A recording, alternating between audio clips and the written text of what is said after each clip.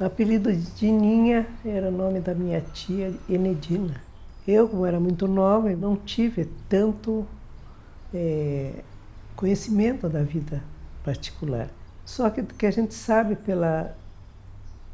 pelo que contam, ou contavam, né, que as pessoas também já se foram, os mais velhos, é que ela era uma pessoa muito fechada, muito centrada e muito responsável. E quando a minha mãe ficou grávida, minha mãe já falou que ela seria a madrinha e ela ficou muito feliz com aquilo. E até minha mãe falava que ela confidenciava coisas para a madrinha que não falava com a mãe dela.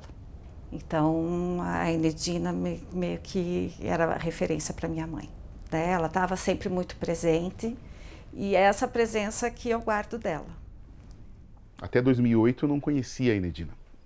A Enedina não fazia nenhuma noção da Enedina, apesar de eu ser negro e já ter sido envolvido no movimento negro, eu não sabia da Enedina. Então não tenho essa pretensão de ser a voz da Enedina. Eu tenho a singela pretensão de contar um pouco da história dela, que eu acho fundamental, que é o fato dela ser a primeira mulher negra no Brasil a concluir a faculdade de engenharia e a primeira mulher no Paraná, na Universidade do Paraná, a concluir engenharia. Então a história da Enedina serve de exemplo, serve de referência para a gente discutir questões, infelizmente, muito atuais, principalmente em relação ao preconceito.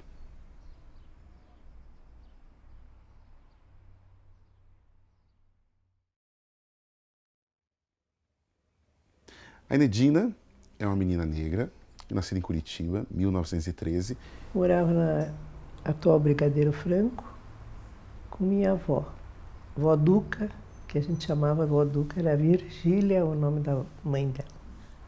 O pai era falecido, que eu sei, não cheguei a conhecer. Ele era uma pessoa ligada assim à política, né, movimento de reivindicação política.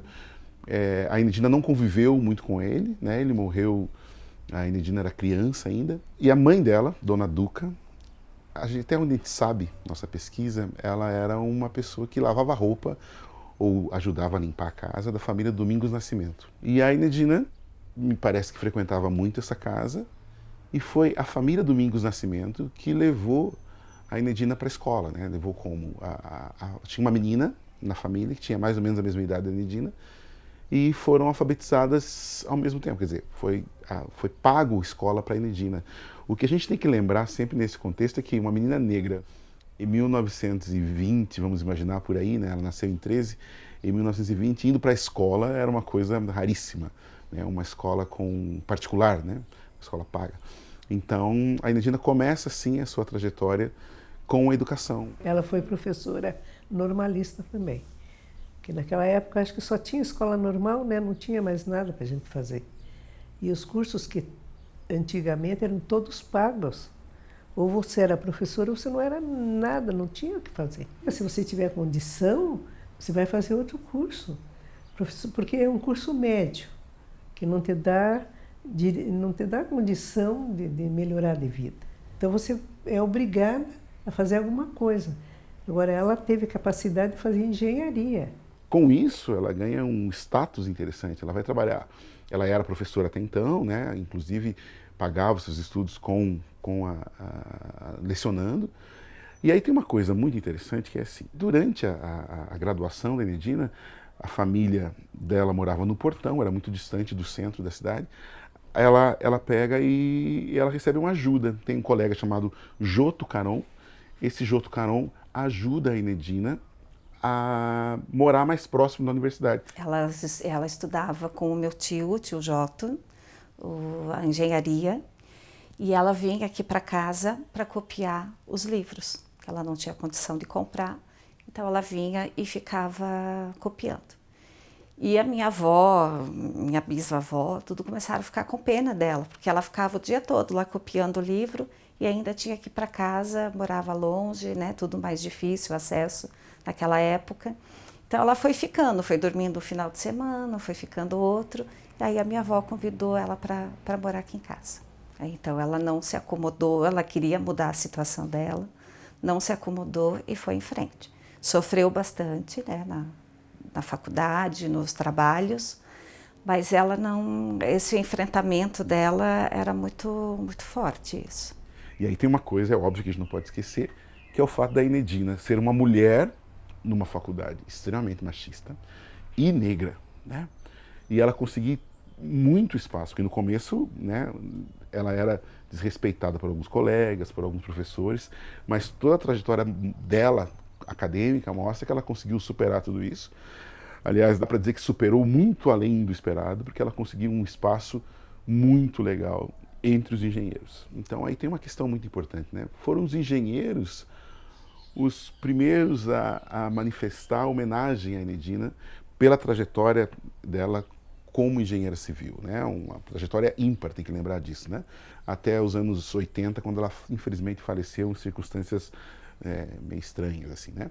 Mas ou pelo menos a notícia foi muito estranha a respeito da morte da Enedina. E aí que está o detalhe estranho da história toda da Enedina, né? Porque ela é encontrada morta no apartamento dela. E a imprensa sabe disso. E justamente a imprensa que era sensacionalista. E aí as fotos são tiradas dela, são sem nenhum respeito por qualquer pessoa, não é só por ser a Enedina, dando a entender ali alguma coisa ligada à sexualidade e tal. E aí, no final das contas, a gente sabe que até mexeram no corpo dela para tirar as fotos. E não é nada disso. A nossa família toda a família, todos que eu conheço, tem problema cardíaco, sabe, coração. Então ela deve ter tido na noite lá e morreu. O que fica dela é essa presença, é esse estar junto, é esse carinho que ela tinha comigo, com minhas irmãs também, todo mundo aqui em casa. Então ela me deu muito carinho mesmo, pouco tempo que ela esteve aqui. Então comigo era só bondade, só carinho, só meiga sempre comigo. Bom, para mim ela foi um exemplo. Não de tia, porque a gente não se dava assim, não era aquela tia que ia na casa da gente, então era difícil. Mas como exemplo, como mulher, como personalidade, eu tenho como exemplo. Minha avó sempre dizia, estude, olha a tua tia, olha a Dininha, olha, sempre ela era o exemplo que a vovó citava para nós, estude. A palavra que eu mais ouvia naquela casa era estude, e eu estudei, graças a Deus. Então isso é muito interessante. A Enedina não é uma mulher fora do seu tempo, assim. Imagine, morar sozinha no centro da cidade, comprar um apartamento ali onde hoje, se eu não estou enganado, Alameda Cabral. Comprar um apartamento sozinha, morar sozinha, viajar sozinha, participar de eventos filantrópicos, era algo que era fora do tempo dela, né? Viajou para Israel, essas viagens são as que nós conseguimos confirmar. Viajou para Israel, viajou para os Estados Unidos, depois de aposentada, passeio. Né? Então a Enedina era completamente fora do seu tempo e conquistou um espaço e que ela fazia questão de mostrar para as pessoas que ela conquistou esse espaço com muito suor, com muita determinação. Eu acho que essas questões são fundamentais para enaltecer a Enedina Alves Marques.